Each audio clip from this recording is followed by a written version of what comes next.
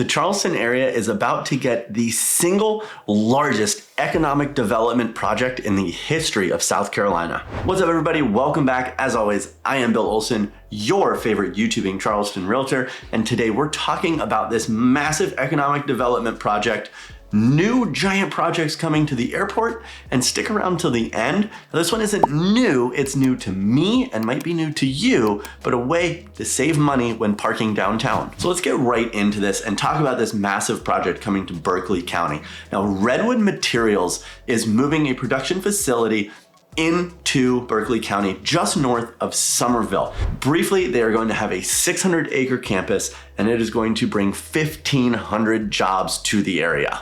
So who is Redwood Materials? What do they do? Well, they are an electric vehicle battery recycling plant.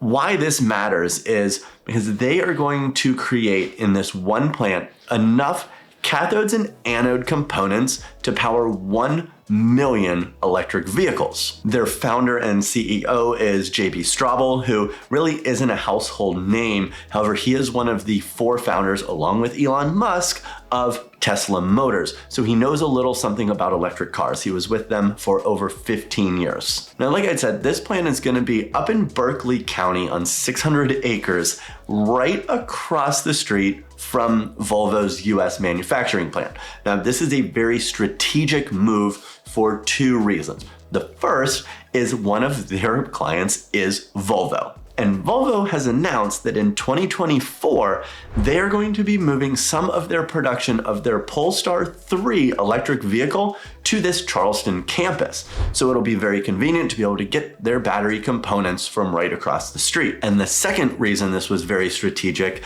and this has been in the news recently, is the tax breaks that Berkeley County is giving them to build this campus. Now, these tax breaks are going to be upwards of $300 million, but that doesn't mean they're not going to be contributing back to the community in any way. In fact, in return for these zero property taxes, they have agreed to pay between $9 million and $30 million a year to the county and the school districts. Now, that is going to depend on where the project is in any given year as to how much that's going to be. To put it into perspective, that is the same amount of revenue as 4,500 median priced homes in Berkeley County, which is $375,000. To put that even into more perspective, that is the same amount that the entire city of Hanahan brings in. And in addition to that, like I said, they are bringing 1,500 jobs into the area. Now, these aren't 1,500 minimum wage jobs. Their representative said that workers at this plant will be earning between $27 and $75 an hour. On the lower end of that, at $27 an hour, a full-time employee will make around $56,000 a year, which is almost double the median income of Berkeley County. And that's all pretty significant because we're seeing a lot of the development and housing push that way above Nexton Parkway and into Ridgeville. And that's going to create a lot more demand for houses up there. So I predict we're going to see a lot more development start popping up in that area, catering to the people that are working here, that are working at Volvo, that are going to be working at the Walmart distribution plant up there.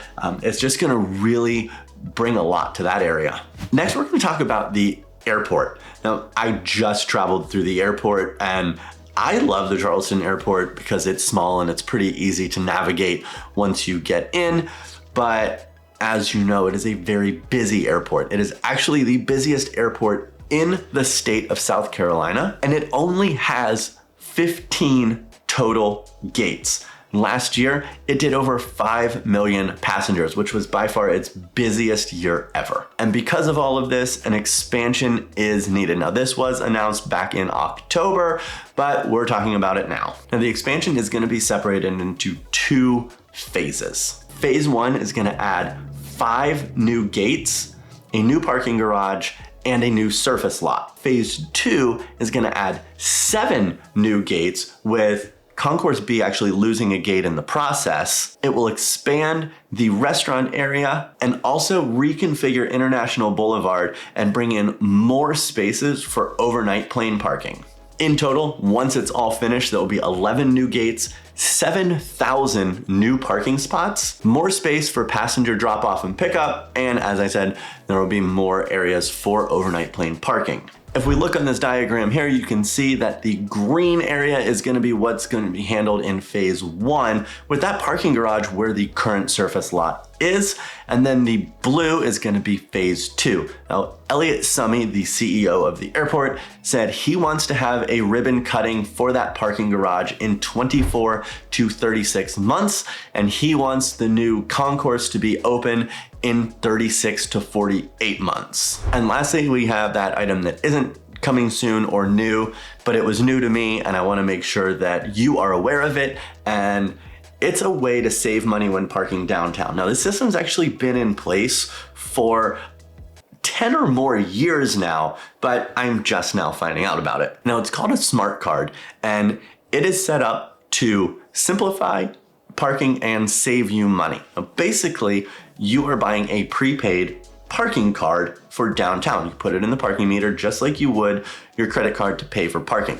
But here's the biggest difference, and here's why I am going to go pick one up. Now, when I go to a meter, and let's say I'm meeting a client for lunch, or I've got a listing appointment, or I'm showing properties, I tend to not know exactly how long I'm going to be in said area. So if I think it's gonna take 2 hours, I put 3 hours on the meter. Now I pay $2 an hour, that's $6. Let's say it only takes me 2 hours. Now the person who comes in behind me has an hour free of parking. I just paid them $2 to park for an hour.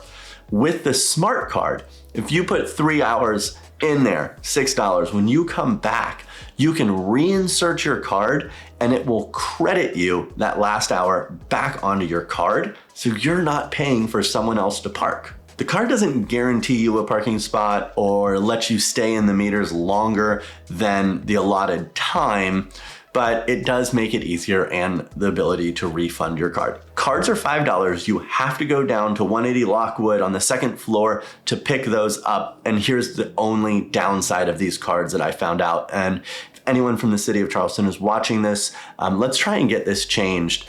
The only way to add money onto that card is to go back down to 180 Lockwood on the second floor and add money there. Now, if there was an easier way to just hop online and add money onto your card, maybe Venmo it over to your card, I think it would be a lot more widely used. Let me know if you've ever used it. How easy is it to go get that card? I plan on going to get one for the times that I go downtown just to save me a couple bucks. So there you have it, folks. What do you think? Are these two projects, are these going to be major improvements to the Charleston area? Do you think they're going to bring more of a headache, even though Redwood Materials is bringing so much money in? Let us know down in the comments. And as always, if you're looking to sell or buy anywhere here in the greater Charleston area, I would love to be your realtor of choice. Just hit me up. I've got all of my contact down below. Email, call, text, hit me up on social media. I look forward to hearing from you, and check out this video right here because I really think you're going to enjoy it, and I will see you over there on that next video.